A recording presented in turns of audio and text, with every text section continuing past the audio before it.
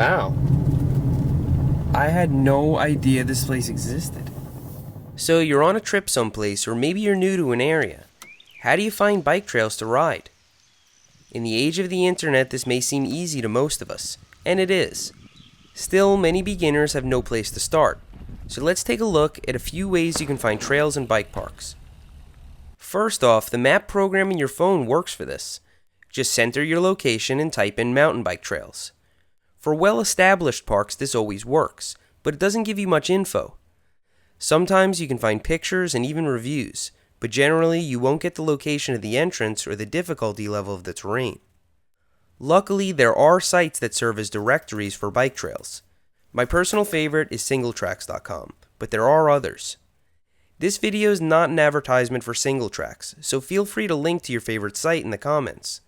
Still, I'm familiar with their site, so let's take a look at how you can plan a trip by using a mountain bike trail directory.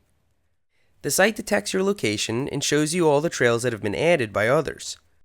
I see the usual suspects, but there's one over here that I've never seen before, West El Rey. That's not far from me at all. Apparently, they have mosquitoes there the size of pterodactyls. This park is rated 3 of 5, but ratings mean nothing without reading the reviews. I always pay attention to the date the review is written, because trails change, trees grow, and volunteers can do a lot. In the question and answer section, you can get really useful info if you're planning a trip, like whether or not there are bathrooms and where you can expect to find parking.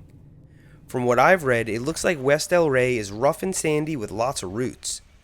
To be honest, I usually don't care much for roots, but almost every review has the word fun in it. I've got to check this place out and see for myself. Thanks to Singletracks, I know to look out for pterosaurs. Right at the entrance is this gem of a feature.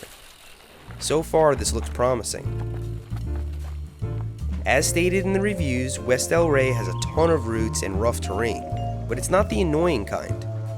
The trail seems to leverage the roots in a strategic and intentional way. While there's not much elevation here, the trails are really fun. Whoever maintains this place is particularly creative and definitely has a sense of humor. Does anyone really make it through here? I can't get through this. I'm actually going to walk my bike around this. I guess with a carefully planned bunny hop you could get your bars high enough, but I'll take the bypass, something I rarely do. I was on the edge of my seat at every turn, eager to see what other unique features West El Rey had in store. Here we have a really short 70% grade climb, with a 50% grade as a bypass. The reward is a fun little set of jumps that lead into another trail. The dark twisty routes through the mangroves can give you some serious tunnel vision if you pick up enough speed.